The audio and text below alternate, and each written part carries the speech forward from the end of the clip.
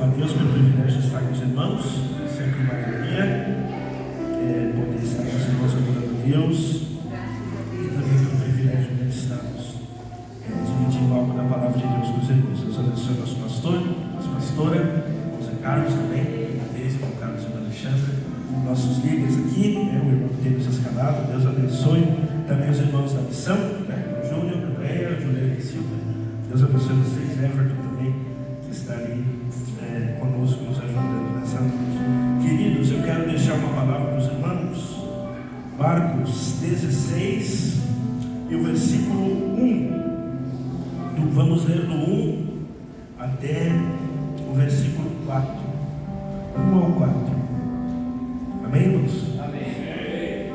E passado o sábado, Maria Madalena, Salomé e Maria, mãe de Tiago, compraram aromas para irem ungir.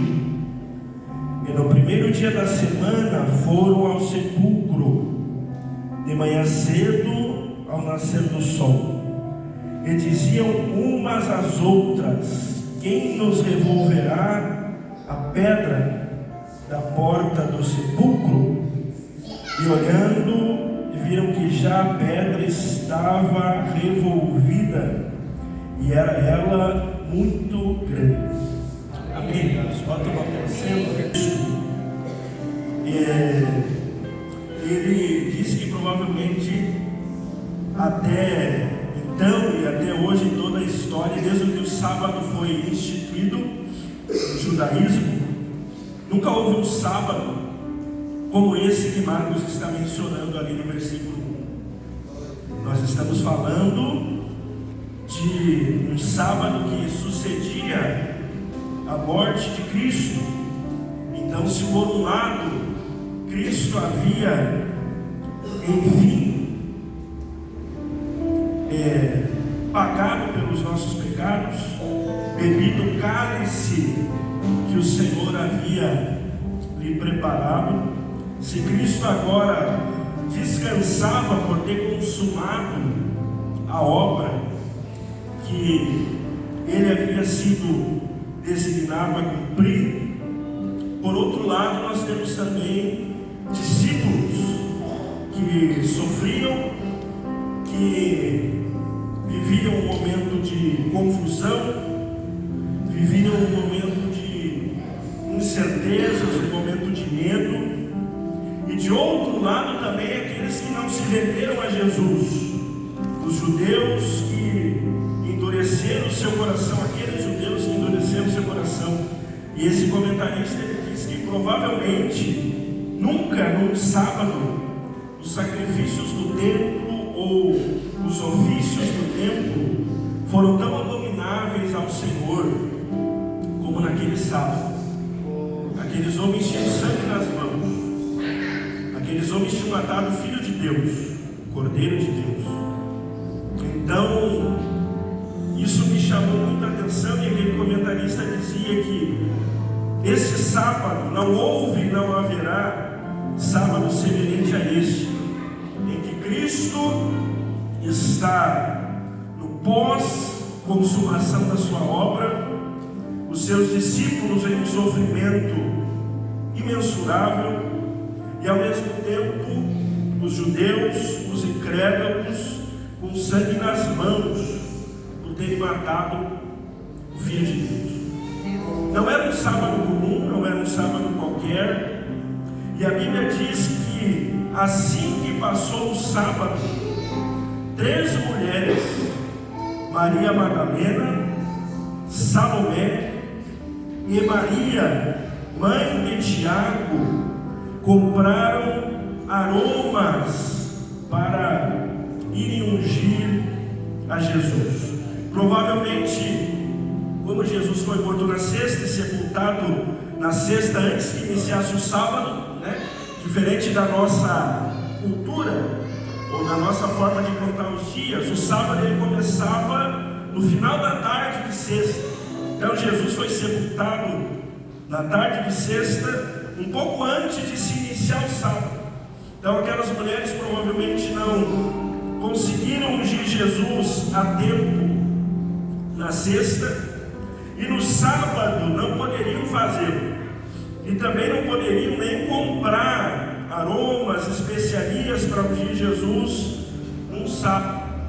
Então elas esperam o domingo, e a Bíblia diz que bem cedo, ao nascer do sol, elas vão até o sepulcro para ungir o corpo de Jesus. Então, assim que elas conseguem, assim que elas podem, elas compram aromas, compram especiarias, e ao nascer do sol, vão até o túmulo em que estava Jesus, vão até o sepulcro em que estava Jesus, para ungir. Elas não conseguiram ir antes. Na sexta foi tudo muito rápido, porque precisava se terminar antes de começar o sábado, e no sábado não era permitido se fazer isso. Então elas vão no domingo. E eu fico pensando, irmãos, no que havia no coração daquelas mulheres nesse momento.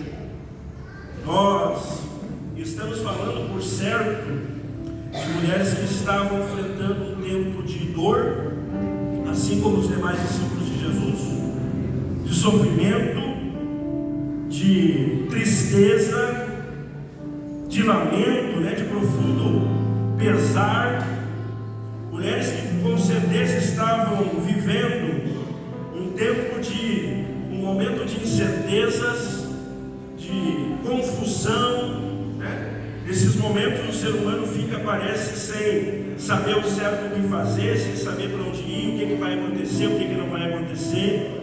Um momento com certeza de incertezas, de confusão, de medo, porque a situação dos cristãos para com os judeus não era boa naquele momento. Eles haviam matado Jesus, eles quase que prenderam Pedro antes de matarem Jesus. Não prenderam porque Pedro negou que era um seguidor de Jesus. Então o momento para os cristãos não era bom naquele momento. Então, por certo, também um tempo de medo, de aflição, de temor com o que ia acontecer, com o que não ia acontecer. Mas ao mesmo tempo, irmãos, vemos 3 mulheres indo ao sepulcro de Jesus para ungí-lo. Era um hábito comum da época, e de ungir, nem todos os mortos passavam por isso, mas alguns mortos passavam por esse momento em que eram tratados, ungidos com especiarias, com aromas, para que o mau cheiro da decomposição não fosse tão forte, não fosse tão significativo. E elas vão até Jesus. Então, me chama a atenção que nós estamos falando de pessoas que estavam num momento de dor, num momento de tristeza, de aflição, de perda, num momento com certeza de incertezas. Será que esse não era o Messias? Será que nós nos enganamos? Será que ele não vai voltar? Será que terminou tudo? E ao mesmo tempo um tempo de medo, porque a situação dos cristãos não era favorável. Mas nós vemos essas mulheres indo até Jesus. Então, mesmo que se trate de um tempo de aflição, de um tempo de incerteza, de um tempo de medo, nós vemos que havia algo que movia elas a irem até Jesus, que movia elas a fazerem algo, a entregarem algo, a ofertarem algo a Jesus e por Jesus. Então, ainda que fossem corações aflitos, corações cheios de dúvidas, corações temerosos, também eram corações agradecidos ao Senhor. Também eram corações que desejavam fazer algo para o Senhor. Também eram corações que desejavam oferecer algo para o Senhor. Também eram corações que desejavam entregar algo ao Senhor.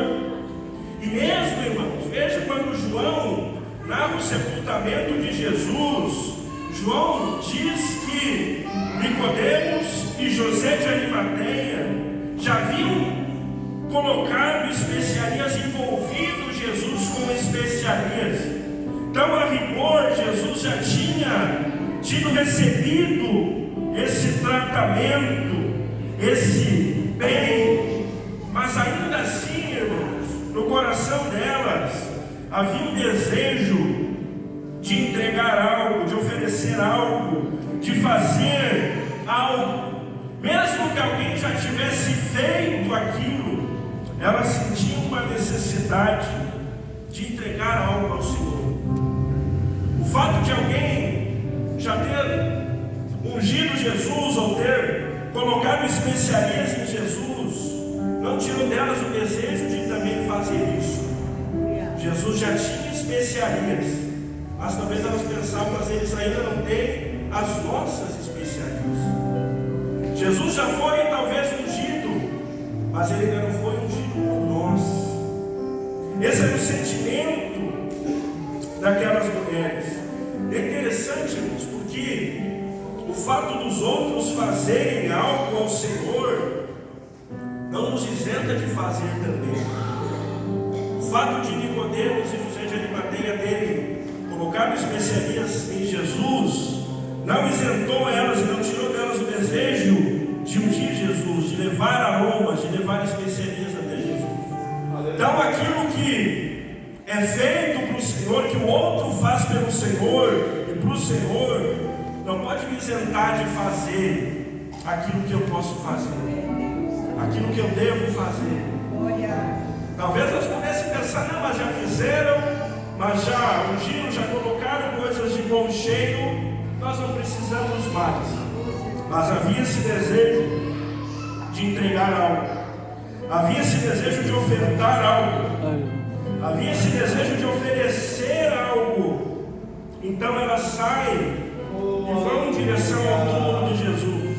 Assim que foi possível, assim que terminou o sábado e elas conseguiram comprar as especiarias, elas foram. Ao nascer do sol, elas vão em direção ao sepulcro. E diz o versículo 13, irmãos, que quando elas estavam indo, quando elas estavam se dirigindo ao túmulo, elas perguntam umas às outras: quem nos removerá a pedra da porta do sepulcro? Elas se dão de conta, quem que vai tirar a pedra? A gente está indo ungir Jesus, a gente está indo oferecer algo a Jesus, mas como que a gente vai entrar lá? A Bíblia diz que a porta era pesada, era muito grande, era algo que precisaria de muitas pessoas, de força, para remover, e elas não se deram conta. Quando elas viram, já estavam no caminho. Talvez se elas tivessem pensado isso antes, teriam organizado melhor, teriam levado mais gente com elas, mas elas não perceberam. E quando elas estão no meio do caminho, irmãos, é que elas se dão de conta quem que vai tirar a pedra, quem que vai remover a pedra.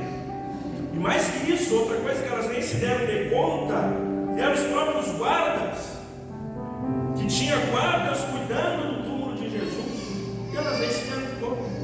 Talvez naquele momento ali de confusão, de perturbação, de temor, um momento de perca, de luto, ficaram tão desapercebidas que nem se deram de conta que ia precisar alguém para abrir a porta, para tirar aquela pedra, ia precisar de alguma forma de não ser visto e não ser pego pelos guardas, mas elas nem se deram de conta.